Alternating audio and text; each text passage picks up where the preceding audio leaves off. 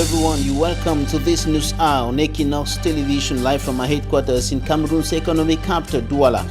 I am Babla Jonathan. In our top stories in this edition of the news, insecurity continues imposing itself on inhabitants of Cameroon's economic capital, Douala. Forces of law and order intensifying the fight against the ill in the society. At least 6 persons alleged or accused to have been involved in different crimes have been arrested by forces of law and order here in Cameroon's economic capital, Douala. And the City Council of Limbe in the southwest region of Cameroon suffers the consequences of the 5-year-long armed conflict in the northwest and southwest regions of the country. About 60% of his budget expected from the national oil refinery Sonora not paid for 2 years.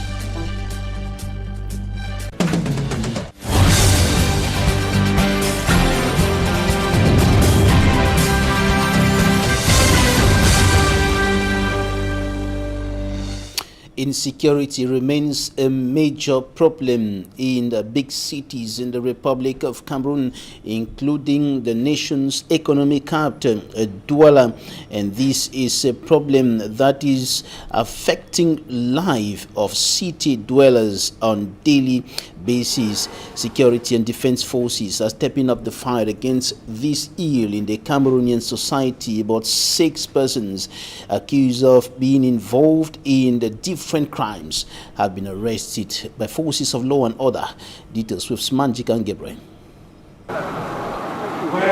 Acting on firm instruction from the regional delegate of national security, Raymond Esogo, elements of the judicial police station in Bonanjo have again recorded success in another operation.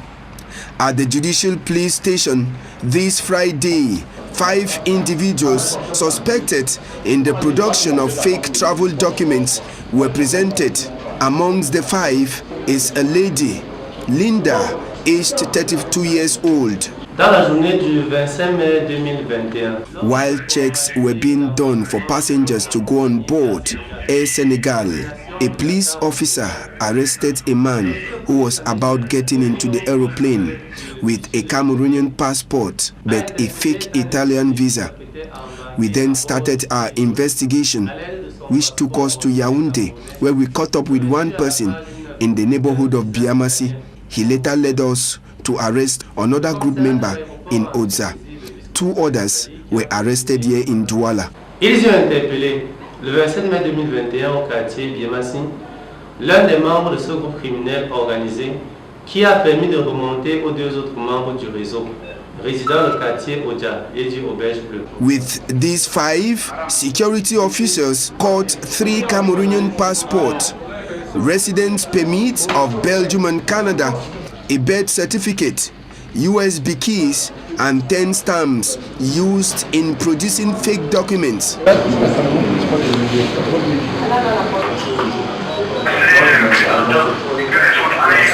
Another presentation was that of a young man accused of harassing people. His gang is said to have attacked a hotel in Dokpasi neighborhood in Douala 3, making away with belongings of persons in the hotel. Dans la nuit du 18 au 19 mai 2021, on the night of May 18, breaking 19, 2021, 4 persons with locally made pistols attacked a hotel in Dokpasi. They made away with phones, stole 450,000 francs from the receptionist of the hotel. An operation was later set up, which caught up with the group at a field in Makepe, Douala 5 subdivision, sharing the stolen items. One of the group members was shot dead as he attempted to escape with a Land Cruiser stolen in the same hotel. With him, security forces caught a locally made pistol and some telephones that were stolen from their victims. Another crime, another ill being fought by Cameroonian authorities is the production, distribution and sale of fake products in the country. This is a problem that is gaining grounds across the country, and alcoholic drinks are some of the products that are being produced out of the legal channel and being distributed and sold around the country. And the Minister of Trade and the police force are putting hands together to stop this illegal activity. Charles Ekome has more.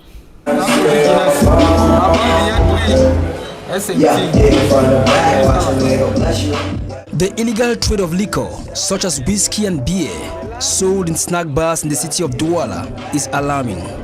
To eradicate this unscrupulous activity, a special team from the Ministry of Commerce, charged of the responsibility to control the quality of products, has been discharged to seize fake liquor. This special team is also being accompanied by security officials of the Police Mobile Intervention Unit, also known as GME2 in Douala, an operation which is spearheaded by its Chief of Operations at the Criminal Division, Christian Awa. We went right there on the field with a special team, and we were able to trace out and come out with a very good quantity of fake whiskey and wine that those who deal in this have been selling on the market. As you can see, they have wines and whiskey of different qualities that are actually fake, that if you are not been told, you will never understand that this is an illegal business. He further warns that this operation will continue until every periphery in the city of Douala is free from the illicit sale of fake liquor. So this operation is going to continue. We are going to make sure that all those who manage bars, snack and other drinking spots, we are going to infiltrate and ensure that all fake drinks are going to be extracted from the market, and to ensure that Cameroonians don't continue to consume fake drinks. It should be recalled that on March 16, 2021, a group of Cameroonians staged a protest at the entrance of the Yaoundé General Hospital, clamoring against a spike in excessive drinking and deaths from fake alcohol. Et ce grain, s'il est bon, la vignette, elle est bonne. Voilà la différence avec ce grain-ci. Non seulement il n'a pas... Non seulement ce grain n'a pas cette institution sur faveur, ça veut dire que soit il a été fabriqué au quartier, ou alors il est entré par des voies que nous ne connaissons pas. Et là, ils sont incapables. Now to Limbe, in the crisis-stricken southwest region of the Republic of Cameroon, where the city council is suffering the consequences of the close to 5-year-long socio-political and security tensions going on in the northwest and southwest regions of the Republic of Cameroon. About 60% of the council's budget expected from the national oil refinery Sonora has not been paid for the past 2 years. David Sumaimo reports from Limbe. According to the Limbe City Mayor, Motanga Andrew Monjimba, for 2 years now, the Limbe City Council continued to witness a drop in its budget due to the ongoing armed conflict in the northwest and southwest region, and further worsened by the coronavirus pandemic, with a percentage of 36.24%, down from 52% in 2019 and 64.0% in 2018. 36%, not up to even half. It's difficult for us to play the game we want to play. This year was placed to serve as a stabilization year for our finances, which meant that we had to use this year to pay off our debts. The ongoing Anglophone crisis and COVID-19, the city boss says, makes it difficult for staff to go out for recovery, with some business persons not willing to pay taxes due to low or poor sales. The situation is further worsened with the national oil refinery Sonora unable to pay its taxes, which is 60% of the city council total budget. Just imagine that 60% of your budget is taken off. We have to function 40%. Our net revenue should drop, and that our activities should have the same problem. The decline in revenue percentage is said to have slowed down, in some cases halted ongoing projects such as the construction of the ultra-modern market, as FECOM is yet to pay contractors and grants from Minipart for the studies of the Left Bank Maritime Development Project, not leaving out the tarring of the Snake Junction Alpha Club towards stretch of road. We have too many unfinished projects, which are due to the fact that we have not been able to collect enough revenue for this council. The session provided an opportunity for the city mayor to announce the firefighting service of the city council to go operational in the days ahead, as those recruited are undergoing training. And another problem in the Cameroonian society is HIV and AIDS and gender-based violence. 5 United Nations organs have come together to unite their strength with government authorities to fight this problem in the Cameroonian society, notably in the milieu of adolescent girls, and that is because of the high rate of infection among adolescent girls. And this issue was on the table of discussion during a 4-day meeting here in Cameroon's economic capital, where the United Nations officials and government authorities brought together young girls and other stakeholders to discuss how to reduce HIV infection among adolescent girls and also to empower them to be more useful to themselves and the nation. And the objective is to have every adolescent girl in Africa completing secondary school safe, strong, and empowered. Now, for greater details, take a listen to the United Nations or the UN 8-country director for Cameroon in this expert. This workshop was held within the framework of the Education Plus initiative to develop a theory of change. The Education Plus initiative seeks to keep girls in school until the end of secondary education to reduce HIV infections. There are still 17,000 new infections, and these new infections are happening mostly amongst young women and adolescent girls. Adolescent girls and young women are 9 times more infected with HIV than their male counterparts. So keeping girls in school will help us reduce infections and end AIDS in Cameroon, but also providing girls and young women with sexual reproductive health and rights, freedom from gender-based violence, and facilitating also their transition from school into productive life. This is also why we have here not only 8 ministries, 5 UN agencies that are supporting Education Plus, that are UNAIDS, UNESCO, UNICEF, UNFPA, and UN Women, but also the private sector and representatives of civil society. A network of young people was formed to support Education Plus. There are several resolutions that have been taken that will seek not only to find ways to keep girls in school. This is not only beneficial to reduce HIV infections, but also prevent early non-wanted pregnancies and early marriages. You know that is a big problem, and therefore keeping girls in school will provide them the knowledge they need to protect themselves from HIV infection, but also from gender-based violence, and to educate their children, because young women will be mothers in the future, they will be leading families, and they also need to play a much more important role in the active, in the marketplace, in the private, but also in the public sector. They need to assume a much greater role also within institutions. Savina Amasari, UN 8-country director for Cameroon, speaking there. We're going to tell you more about Education Plus and theory of change in some few minutes.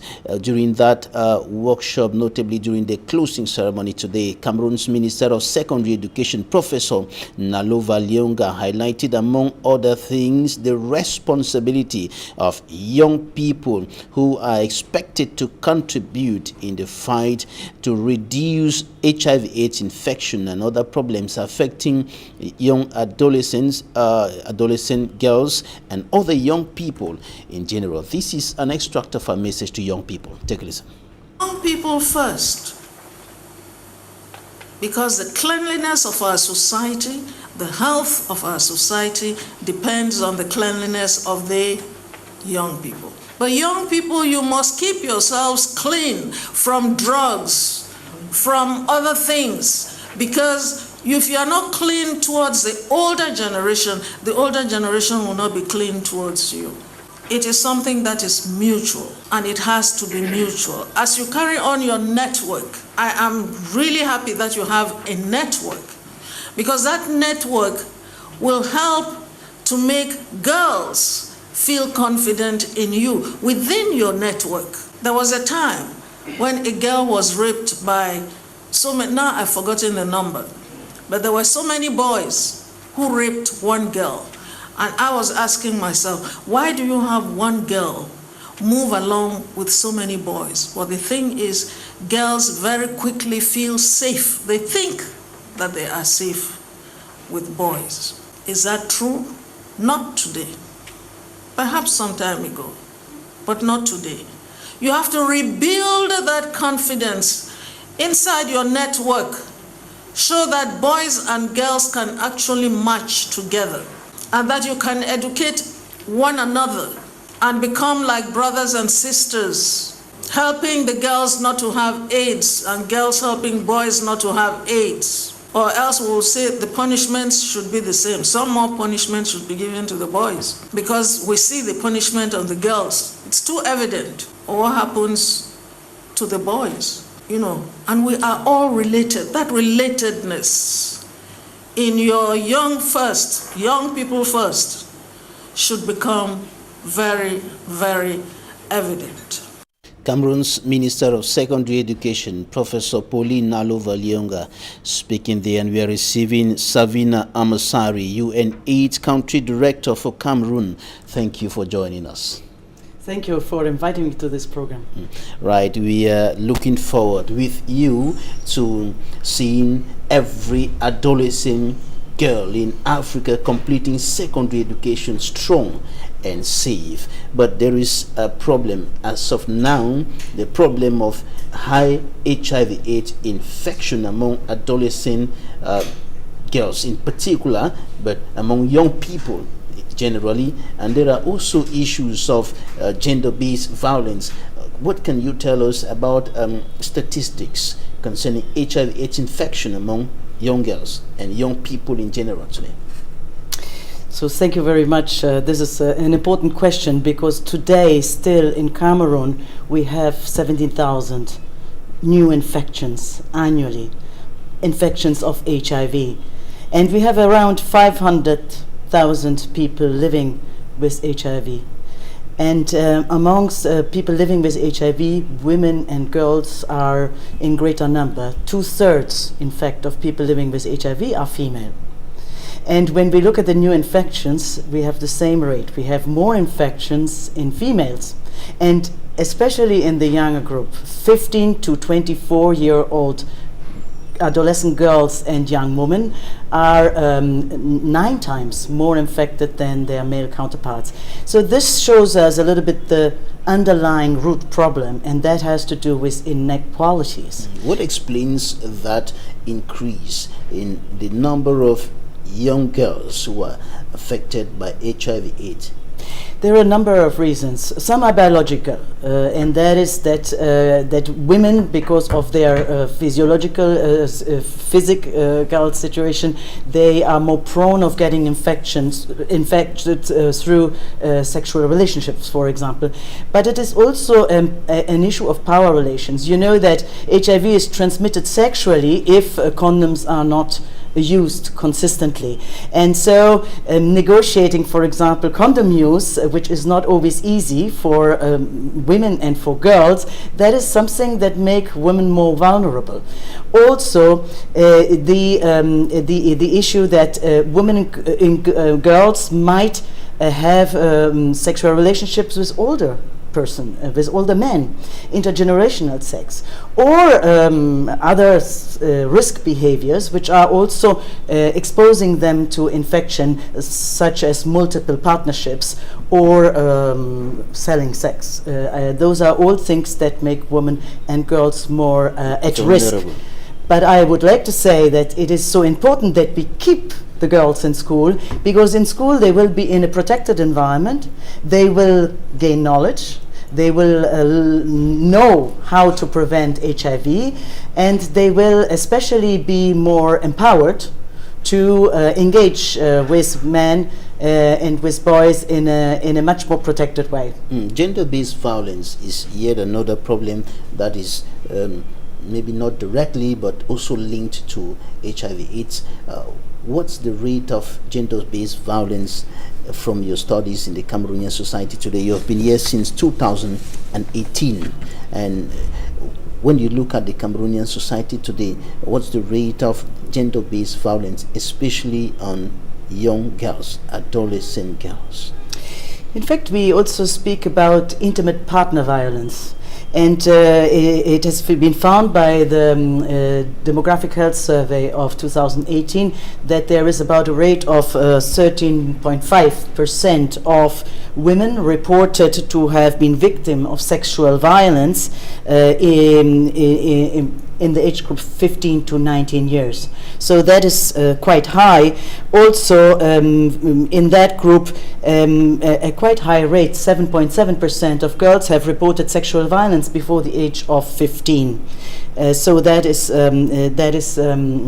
quite important. There. And now you've come up with this initiative, Education Plus, Theory of Change. Can you tell us a little more about this initiative? Yes, so this initiative that in fact rallies multiple ministries seeks to address the issue of keeping girls in schools and providing the plus package, which is in fact complete sexual education and meeting the rights to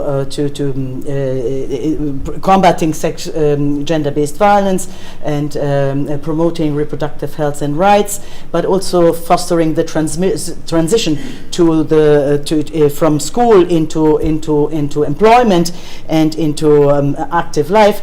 All of that has been the discussion, and groups have looked at how to operationalize these strategies that can really provide this package, also for such things as menstrual hygiene, mental health, and also water, access to water, toilets. Take, for example, the example of toilets. Many girls cannot stay in school because they don't have access to water, and when they have their period, they cannot go to school. So they miss school days.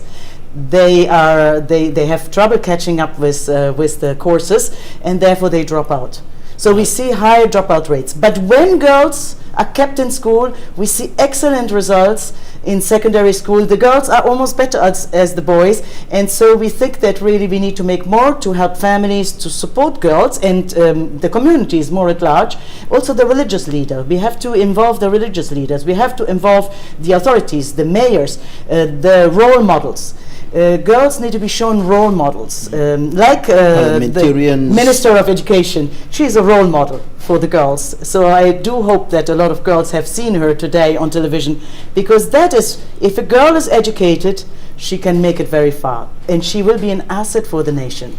Right. And talking about the fight to reduce the infection rate among adolescent girls in particular, why does education and empowerment matter for girls and for Africa in particular? First of all, this initiative targets sub-Saharan Africa because that is where we've seen that there is such inequity in infections.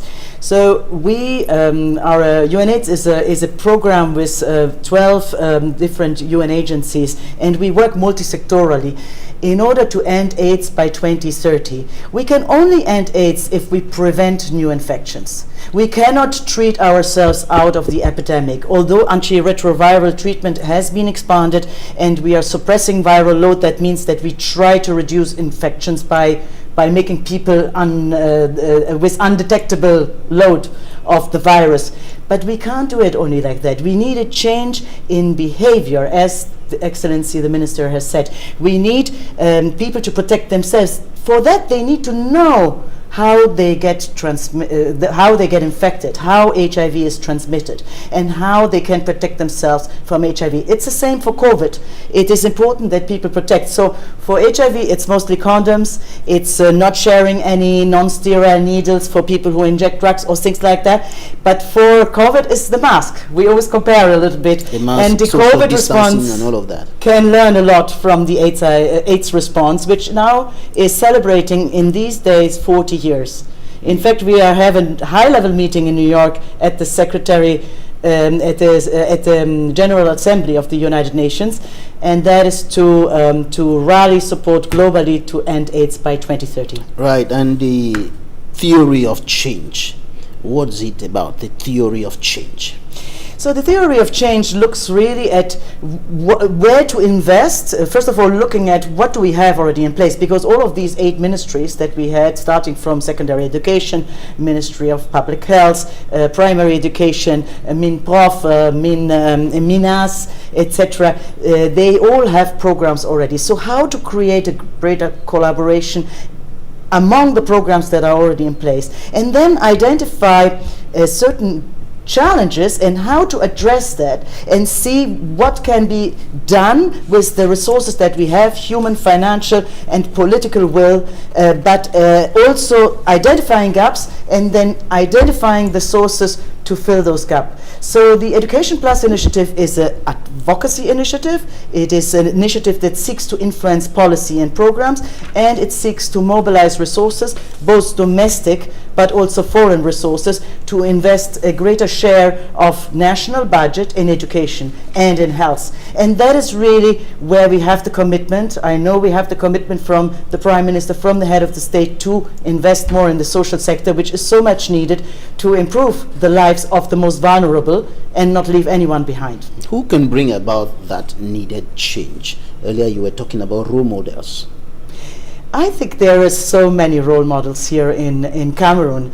To start with the women ministers, for example, we have more and more also women members of parliament. We have more and more women who are emerging in key leadership roles in enterprises and in the private sector. We have more and more engagement also in the top leadership positions in different spheres, in the association and non-governmental sector, civil society. We have very strong women who are bold and they speak up.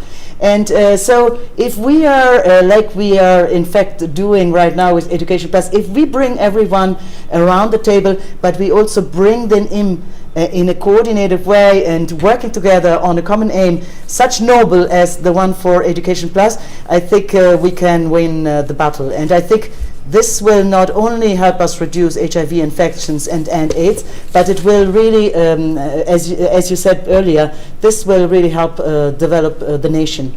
And that is, at least we are having a lot of support now from all corners. We have new ministers joining this coalition, and Cameroon is seen as a front runner for this initiative worldwide. Savina Amasari, UN/AIDS Country Director for Cameroon, thank you for joining us today.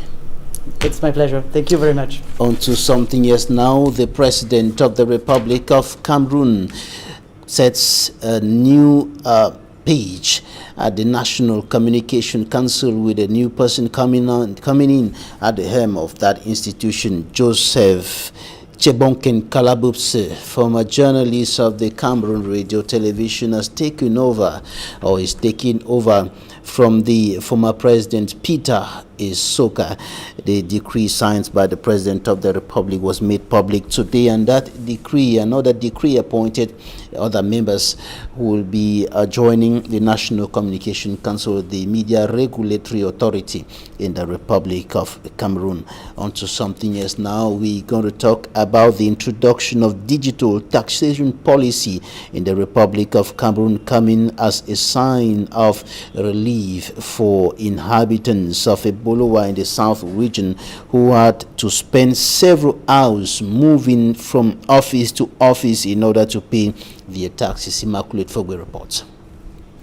Paying taxes in Cameroon has always been described as a cumbersome process, as one will have to get into civil offices and later wait for hours before they are attended to. In some cases, one is expected to stand in a line under the scorching sun waiting for their turn. The recent outbreak of the coronavirus pandemic made the procedure more difficult, as not more than 50 people were allowed to be in the same place. In a bid to tackle the challenges faced by taxpayers, tax agents in the Bolowa South region of Cameroon were trained on how to use the internet in order to facilitate the payment of taxes through what is called online declaration. According to officials, the modernization of the tax payment procedure began in 2014. The method we are going to be using was expected ere long. It will help make work much lighter. Before, offices had lots of documents, but now the internet has made work easy. Des archives, mais aujourd'hui, à partir d'un clic internet, people can now pay their taxes wherever they find themselves. We noticed that the procedure used to be very cumbersome, so we sought for ways in order to make it easy. One of the objectives of the government in implementing the online tax payment is to eliminate fraud, which is common with direct tax payment. And we wrap up the first part of this newscast with this advertorial on the Alpha Higher Institute, one of the renowned higher institutions of learning in Cameroon's economic capital, Douala. Charles Ekome.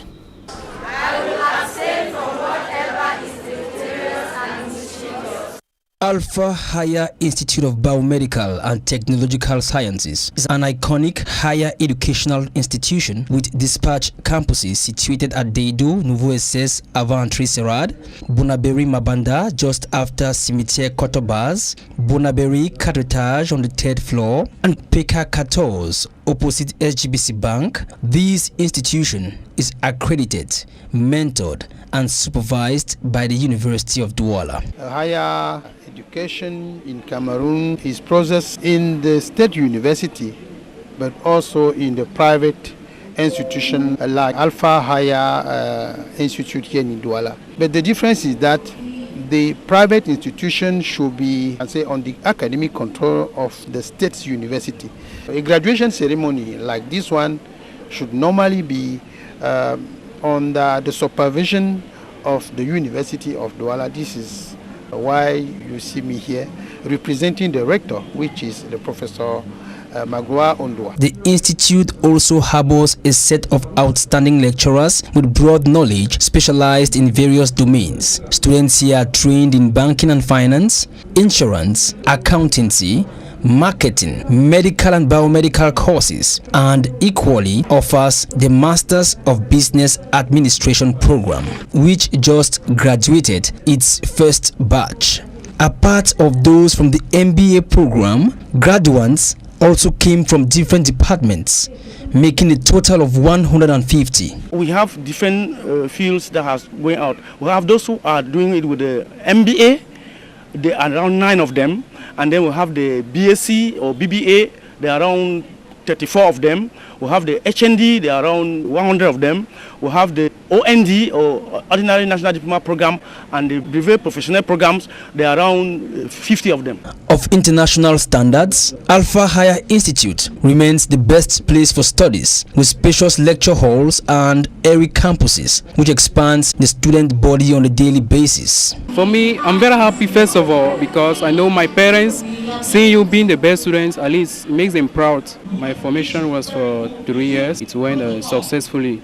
Thanks to the teachers and the mentors and all the other people that have been supporting us. Despite the plaguing coronavirus pandemic, Alpha Higher Institute has put in place measures to enforce distance learning so as to be at the service of its students. There are always some problems, but at least at school we use machines. We're doing courses online. So teachers were organizing classes online. So we attend our classes online, ask questions. If you don't understand, you give your feedback, your question, then I will reply to your question. So each day we have a timetable, a schedule that we follow according to the topic of the day. So we're studying online during that period of coronavirus. Alpha Higher Institute remains an embodiment of professional competence and educational excellence.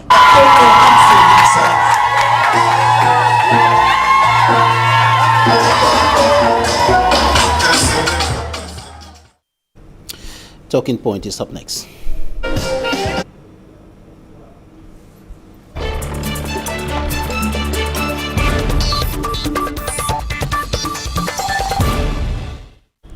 Thank you for staying with us in Talking Points. We are receiving the Secretary General of the Popular Action Party, Fabrice Lena. Thank you for joining us today. Thank you very much, Sir Babila, for having me as your guest this evening. First thing on the table of discussion this morning or this evening is the arrest of Barrister Amungwa Nicodemus, one of the lawyers of the Anglophone leaders detained in the Kondengi Maximum Security Prison in Yaoundé. You described that arrest in a communique as arbitrary. Yes, exactly. We want to first of all say that Barrister Amungwa Tanyi, I was once his client when I was called at SED for interrogation 2 years ago because of my humanitarian and political actions and voice as to what has been bothering our people for the past 5 years. And I remember very well when he told one of the persons that was interrogating me that it is not allowed by the Criminal Procedure Code for a lawyer to take questions and to respond in the place of a client. And that was because some other investigative activities were being done just beside us while we were waiting. And from the reports that I got from Barrister Tamfu Richard, one of the follow-up lawyers of Barrister Amungwa Tanyi, this is the same issue that have come up while he was trying to defend his client. And I think that the person or the gendarme in charge here is the one that was against a law, that's a procedural process of the Criminal Procedure Code, which makes it arbitrary. And they came up with the idea of telephone and saying that images from the telephone is tantamount to promoting terrorism. We have seen how many people are in prison with this same kind of allegations that is just from messages. With social media nowadays, one can hardly control images that come to his or her phones, and it is very, very arbitrary for one to be detained on such basis. And that is why the Popular Action Party came up with this communique to say that he should be released immediately, because arresting him is putting more fuel on existing fire, which is not good for the situation of the country as of now. Putting more fuel, adding fuel to the fire.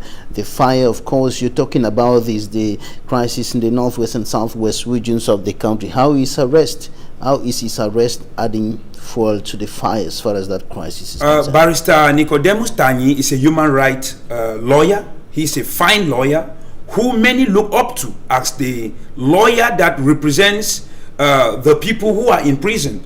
I want to say that some people like Babila Vena, who was arrested in Kumba, I think in 2017, and his case has never been taken to the military tribunal, where it's not even the right place to judge civilians. And this guy was arrested in this Kale stuff.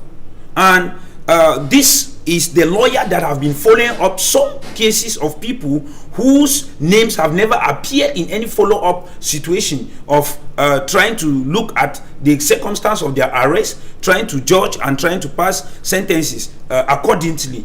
And then when they arrest such a person, those political prisoners are frustrated. They feel that the only person they are looking up to have come and joined them again. And this gives the impression to us political leaders that we are in the face of people who keep stimulating the radical spirit in us to go radical. And if one cannot control his spirit enough, you will see that it's adding fuel to fire, because those people who are in the restive regions might not have that temperament as us to say that we will have to use the media or voice to talk to the government. They might go radical into the bush again to add to the number of those who are already in the bush. And that's why we say the government is not helping the situation as of now to be arresting people based on circumstances that are not lawful. And this is happening despite calls coming from all quarters, from civil society and other organizations, for the liberation of those who have been arrested in connecting to the crisis and a general amnesty. Exactly. This is what we of the Popular Action Party think, that the government of Cameroon and officials of this country, the justice system, need to listen. They need to listen, because it is not all right, appropriate for us at this point in time, when everyone is thinking that we are moving at the face of negotiations, at the face of peace. Everyone now is talking about peace. You will hear this organization saying that it's time for mediation, it's time for peace, it's time for people to sit around the table and talk. But the government is carrying out actions proving the contrary, proving that they are not ready for talks, they are not ready for peace, they are still for violence. Because arresting representatives, arresting the human rights defender at this point in time is just proving to the world that we are not ready to talk to people. Appeasement is one of the aspects that they need to apply by not continuing this unnecessary arbitrary arrest of lawyers who are like the people standing for Anglophones in the restive regions, and those in Yaoundé and Douala as IDPs or political prisoners in Koningui. All right, we've exhausted our time, but with the permission of the news director, just one word on your alleged involvement. I mean, your party in a coalition which is known as Mouvement de Libérateur. Want to use this forum to tell Cameroonians that the Popular Action Party is not a participant of any Mouvement Libérateur du Cameroon. Our party has not been consulted. And I want to also make this clarification of the fact that the former national president, Justice Ayapo Abine, followed the legal procedure, administrative procedure, to change the name of the party from the People's Action Party to Popular Action Party. We have all the legal documents from the party's headquarters from the Southwest Governor's Office to the Ministry of Territorial Administration as of 2015, 2016, 2017, when the procedure was completed. So any other person that is having claim of whatsoever to go and represent the Popular Action Party in any movement without due consultation of the leadership is simply having himself to blame in the case of proving with documents wherever and which party he or she is representing.